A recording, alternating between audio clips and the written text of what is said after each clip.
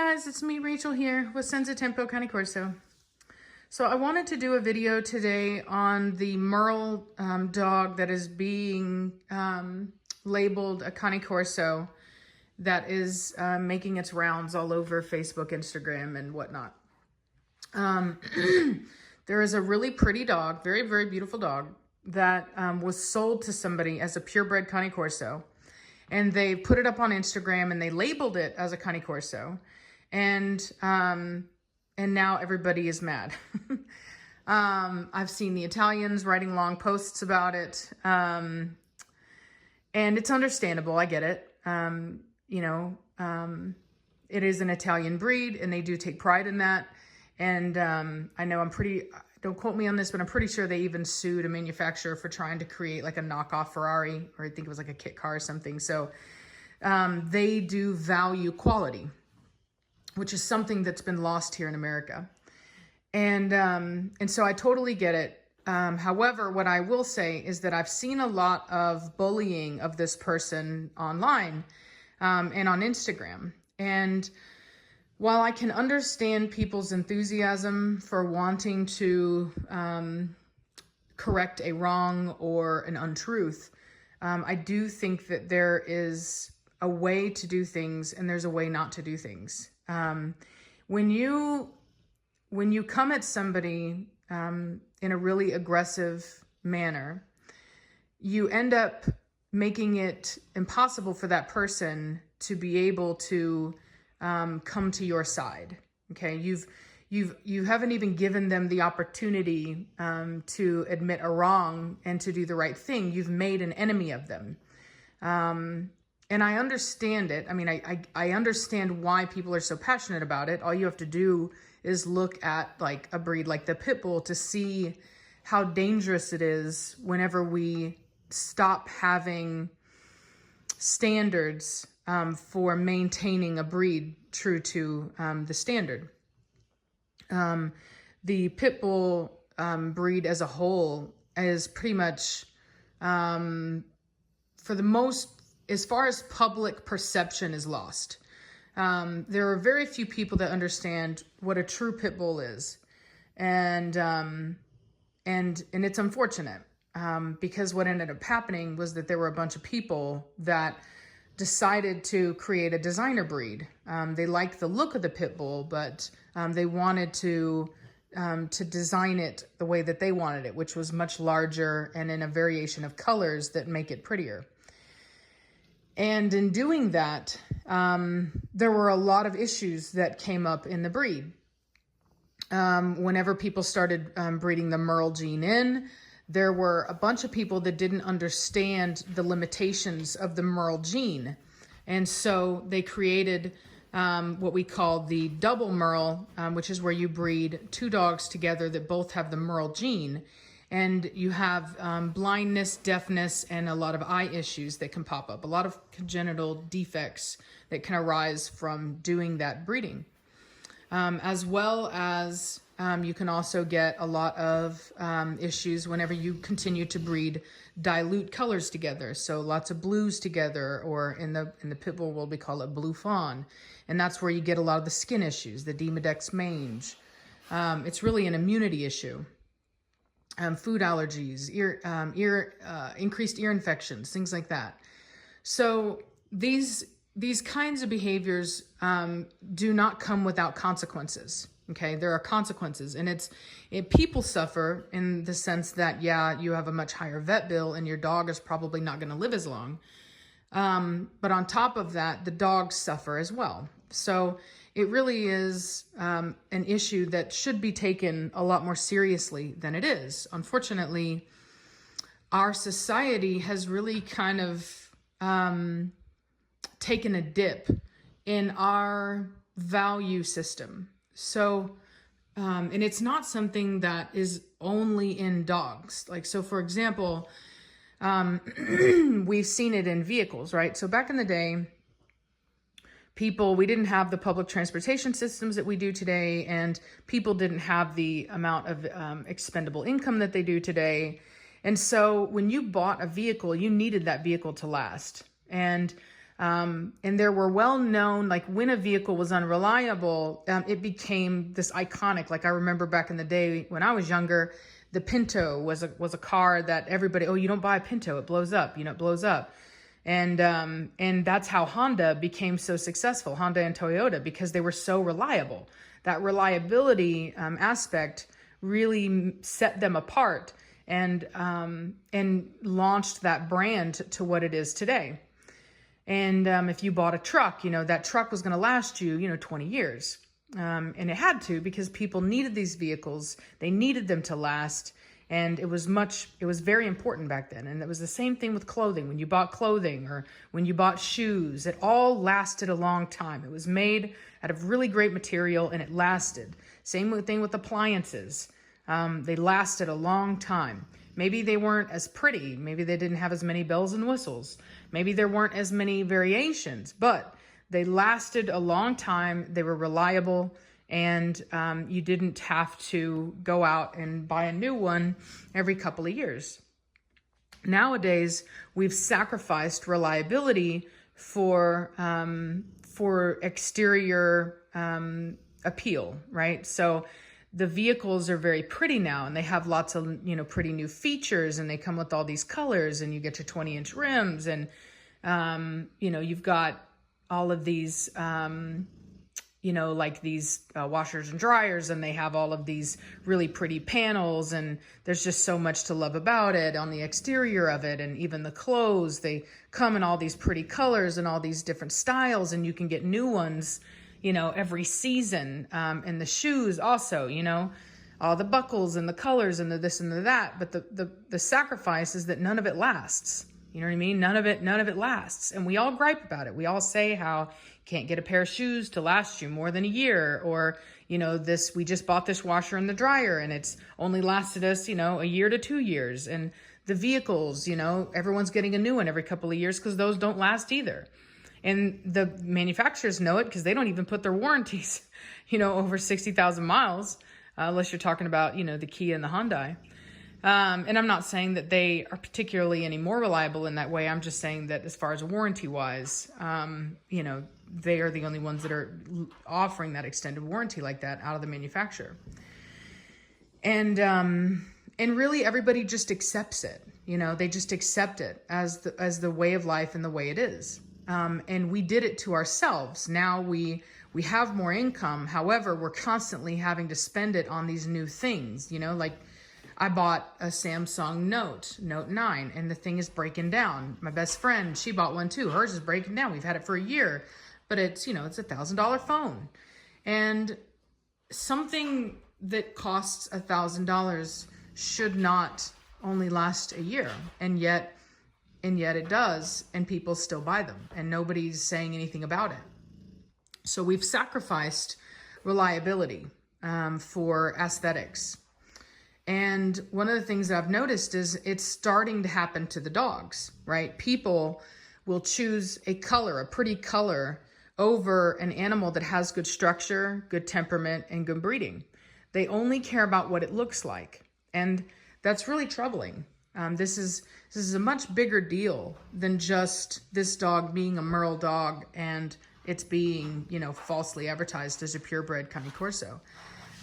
This is an issue where an individual was frauded, okay? This person was lied to.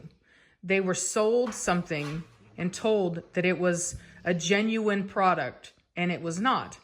And instead of being upset about it, this individual actually defends it and is very happy about it and goes around bragging about it because it's so pretty. And I mean, I don't know that could be the same with everything. Like when you go to the store and you go and you buy a diamond wedding ring or an engagement ring, would you still be okay if you found out that it wasn't a real diamond, especially if you paid full price for it? I don't think so. And one of the comments that I've seen being made on this individual's post is, oh, don't worry about the haters. Don't worry about these people. Your dog's beautiful. It's a beautiful dog. Don't even worry about it. But if that fake diamond was beautiful, would it matter if it was a fake diamond? I think it would. And I think the same thing would be true if you bought, a brand new leather set, right? And then you find out, oops, nope, it's actually not real leather at all. Or, you bought a, I like Brahmin purses, right? You bought a Brahmin purse and then you find out, oops, nope, it's not a real Brahmin. In fact, that's not real leather. That's actually plastic, right? Like, would that still be okay? As long as it was pretty, would it still be okay? I don't think so. And I think it's wrong for people to suggest that this individual should just be happy with that product because it's pretty. Yes, it is a living being, and I'm sure she is very happy with that dog. However, would she still be happy if she had been told that it wasn't a purebred Cane Corso? I think she would.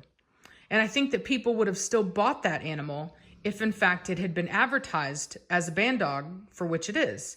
In fact, there's plenty of people out there making a good living off of selling mixed dogs, what we call band dogs, basically a Mastiff mix, as what they are. There's no reason to lie to people. You can sell your product and be honest about it, and people will still buy it. Now, when you start off, you may not be able to ask for as much money as somebody that has a purebred dog, but the reality is, if you market that animal well enough, you will be able to actually make more of a profit for yourself. And that really comes down to that individual doing the work necessary to advertise their product in a way that makes people feel that it is of more value. But to sit there and lie to people, I mean, I think that's the big problem with Hulk, right? That big red dog. A lot of people get mad because he's being advertised as a pit bull when everybody knows he's not. If the dog was advertised as a band dog, I don't think that anybody would be as mad as they are. There may still be pit bull enthusiasts that are mad that the dog, that everybody's mixing things with pit bulls. I mean, I think that is a valid concern. However, you wouldn't hear people being so angry about the fact that he's being labeled as a pit bull when it's quite obvious that he's not. So I think that we're at a big risk of losing our dogs the same way that we've lost reliable vehicles, reliable appliances, reliable clothes, shoes, all kinds of stuff, right? Even houses aren't built to the same standard that they used to be. And the reality is that it's us that suffers, right? Like the manufacturers of these products, they're making their money. They're good to go. It's us that has to deal with the consequences of that, because the reality is that the beauty fades, you know what I mean? And when you have to deal with all the problems, like when you buy that really pretty all white, dog, or, the Merle dog, and then you realize it can't hear, or it has these eye problems, or you buy that really pretty blue dog, and now you're stuck with a dog with immunity issues, that its hair is falling out, and has massive food allergies. And so you're having to spend a fortune on vet bills and foods and this and that. Then all of a sudden, value becomes important, right? The integrity of the breeder that you purchase your dog from becomes important. And I think that it's something that we should take seriously, because in the same way that vehicles serve a purpose and that reliability issue used to have more meaning, dogs also served a purpose. Breeds of dogs were not just breeds because, we liked the way that they looked. Many breeds are temperamentally and physically different for a reason. They are designed to serve a purpose in our lives. And the same way that you need a diesel truck to be able to haul a large, heavy load, you may need a border collie to be able to work on a farm, or you may need a good scent hound to be able to track down somebody that's lost and needing rescuing. Or you might need a good catch dog if you've got a hog problem and you need that animal to go out and help you with that issue. So there are lots of reasons that we need to maintain our breeds. And there is a certain amount of complacency when it comes to not maintaining and preserving breeds, because, there was a time when these animals were needed. That's why we have them in the first place. And we're kind of like this spoiled generation that's really never had any super hard times. And so we don't really understand the value of why we need these things. It's the same thing with our vehicles. Our roads are super well maintained, and we have these credit systems where, you know, hey, my truck broke down, it's not doing well, but guess what? I can just take it in, I can get a new one and get, 0% financing, right? So it's not a big deal. And we don't ever recognize that there may come a time when those types of conveniences are no longer around. We don't know if maybe one day there will be some type of natural disaster or anything that could happen that could jeopardize our ability to live as easily and as conveniently as we do. And if in fact that ever did happen, we might need to rely back on our dogs again. And how would it be if we couldn't do that? If all of our dogs were pretty, but they're completely non-functional and they break down whenever they actually have to do any type of real work, or they're unable to do it because they lack the temperament to do so. So I caution you to not allow yourself to be drawn into the glittery, fancy colors of these mixed dogs that are being presented into the marketplace. I caution you that it is damaging. And if you want to buy a pretty mixed dog, then buy one from somebody that's actually being honest about their product. There are people out there with Merle band dogs. And honestly, the funny thing is that most of them that are actually being honest about it are the kind of breeders that are going to be more reliable on their breeding practices, right? They're not going to be breeding colors together that are damaging to the gene pool of their specific breeding program. The ones that are lying to you, the ones that falsely claim that their dog is something that it's not, are the ones to avoid, because if they're going to lie to you about what their product actually is, what makes you think that they have any more integrity about their breeding program and their breeding practices? So you may very well end up with a really beautiful product that isn't going to last you and is going to break down and cost you a bunch of money. And it's not just you that suffers in the same way that it would be if you bought a fake diamond ring, or you bought an appliance set that didn't last you, or a vehicle that broke down after only a couple of years of light use. This is a living being that will suffer because of your actions. When you purchase these animals and you support these breeders, you allow them to continue to breed animals that suffer. And that makes you a contributor to that abuse. And I would ask that you start to take that seriously, and that you realize that it's much more than just purchasing a pretty animal. I hope that you guys are having a good day. We are having, Reese and I are going to be doing our live stream tonight at, I think it's going to be 7 p.m. Central Standard Time. We may do it a little bit earlier. I will put up a post on the community section of the website for you guys, or on YouTube for you guys to be able to know exactly when it's going to be.